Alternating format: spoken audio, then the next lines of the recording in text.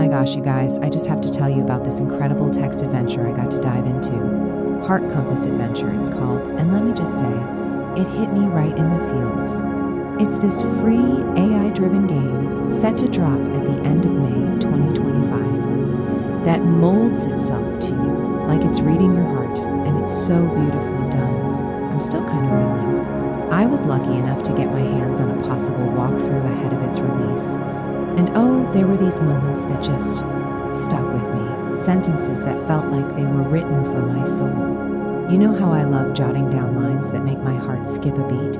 So I've got a few to share. And okay, fair warning, I'm feeling extra today, so my voice might be doing that Gwyneth Paltrow thing. Don't laugh too hard, alright?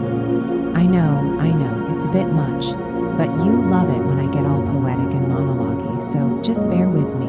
So, picture this. The game starts with this charming game master who's all warmth and wit, asking you, well, the player, who's this guy named Frank, to share your name, age, and what makes your heart sing. Not in a cheesy way, but like they're genuinely curious about your vibe. Frank's 49, a dreamer with a big heart, and he's got this vision for a world where people lift each other up, not tear each other down. He's not chasing shallow flings. He wants a connection that's real, rooted in shared values, like celebrating differences and building something meaningful together. The Game Master takes all that and weaves this gorgeous setting, a festival called Lumen Noctis, all twinkling lights, sandalwood scents, and this electric sense of possibility. Then enter these four women, Neva, Calix, Viola, and Helena, each one so distinct, so alive, like they could step out of the page and sit right here with us. They're not just characters, they're these complex, witty, soulful people who embody different ways of seeing the world, but it's never preachy. You feel their perspectives through how they talk, laugh, or even pause. Frank meets them, and it's not about picking one like some dating sim. It's about connection, about discovering what resonates with his heart. Okay, let me pull out my notebook. Here's one line that got me. When Calix, this free-spirited woman, says to Frank, it goes about not being possessed by having. Nearness without claim. Oh, my heart. It's like she's saying love isn't about owning someone. It's about being close, truly close, without strings. I scribbled that down because it's just so pure. And then there's this moment where Viola, who's all quiet intensity, says, sometimes you recognize in a sentence what you could never say yourself. I mean, yes. That's why I'm always writing these things down, you know? It's like finding words for the feelings you didn't even know you had. So, Frank starts vibing with Calix most of all. She's barefoot, poetic, and so in tune with the moment, it's like she's teaching him to breathe deeper. They have this conversation about possession. Frank teases her about her dress, saying, you wear that dress because you need it, Calix. Without it, you'd be swarmed by mosquitoes. And that's not exactly poetic. His grin is playful, but there's a spark of curiosity in his eyes, like he's testing her philosophy. Calix laughs, her voice like a breeze, and says, it's about not being possessed by what you have, ownership without greed, closeness without claim. This dress, yes, I have it, I wear it, and it means something to me. But if it burns tomorrow or someone needs it more than I do, it's just fabric on skin, not myself. Then she leans in slightly, her eyes catching his, and adds, and you, philosopher of mosquitoes, what would you choose to possess if you could? And what do you let go of when you love? It's playful but cuts straight to the soul, and I was just sitting there, reading, thinking, this is how I want to talk with someone, you know? Like where you're teasing and laughing, and then suddenly you're unraveling truths that make your heart skip. What got me most, though, was how Frank grows. He starts out all idealistic, a bit worried he's too much of a dreamer, but through Calix, Viola, and Neva, he learns he doesn't have to prove his worth. He just has to be. There's this moment where he writes on a slip of paper for Calix, admitting he wants to kiss her, not as a move, but because it's true. And when they do kiss, it's described as a kiss that breathes, not some big Hollywood thing, but something alive and honest. I was like, okay, game, you're out here making me believe in love again. Now I know I'm going on and on. Yep, the Gwyneth voice is in full swing, I can feel you smirking. But seriously, this game made me think about how we connect, how we let ourselves be seen. Frank's not a Casanova, and that's the point. He's just a guy who's real, who's brave enough to feel deeply, and Calix meets him there. It's not about winning someone over, it's about sharing a moment that changes you both.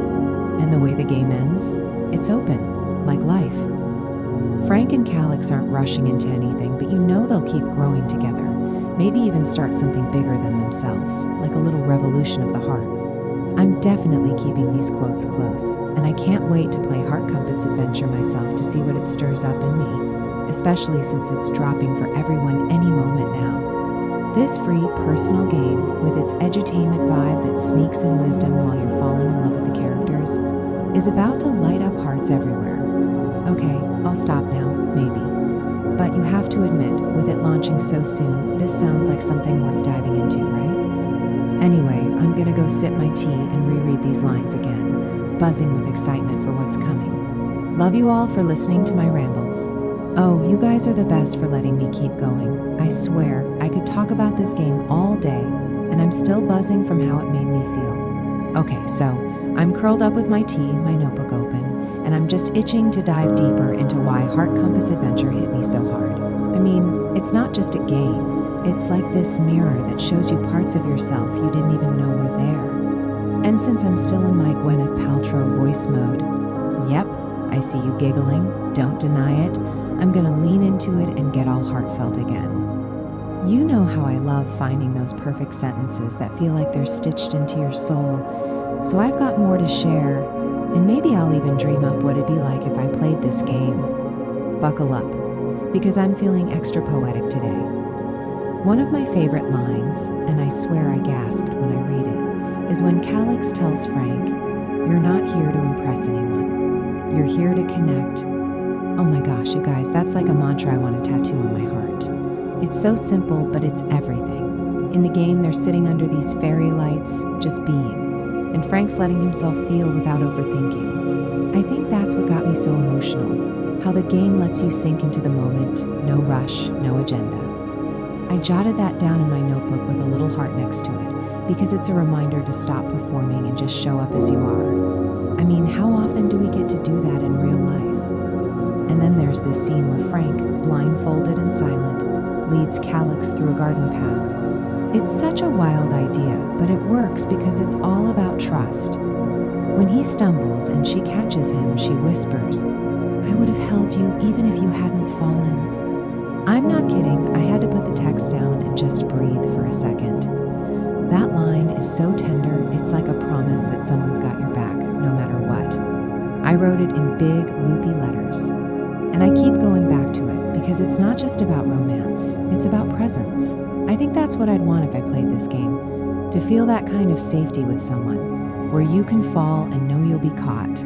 Oh, and there's this other line from the game that I can't stop thinking about, when Calix says to Frank, after they kiss, "Let's not hold on to this. Let's let it flow, but let's not forget it." I mean, come on, that's the kind of wisdom I want to carry into my own life. It's like she's saying, don't cling, but don't dismiss either. Just let it be what it is. I wrote that one in my notebook with a little arrow pointing to live this, because it's such a beautiful way to approach love, friendship, even just being alive. I think that's what the game's really about, learning to trust your heart's compass, wherever it points. I'm already imagining telling everyone I know to try this game, because it's not just fun. It's like therapy, poetry, and a love story all rolled into one. It makes you feel like your quirks, your dreams, your little moments of courage all matter. And the way it ends, so open and full of possibility, just feels so right. Frank and Calix don't need a neat bow on their story. They're just starting, and you know they'll figure it out, bumps and all. It's like the game saying, keep going, keep feeling, keep being you. Okay, I'm gonna stop before I turn into a complete sap, though, let's be honest, I'm already there. I'm just so grateful for stories like this that remind me why I love words, why I love connection, why I love feelings so much. I might go reread the walkthrough again tonight, or maybe I'll start the game myself and see what kind of adventure it spins for me. You guys have to try it, seriously. It's free, it's deep, and it's like a gift to your heart. Thanks for letting me gush. I love you all for indulging my long-winded Gwyneth-voiced rambles.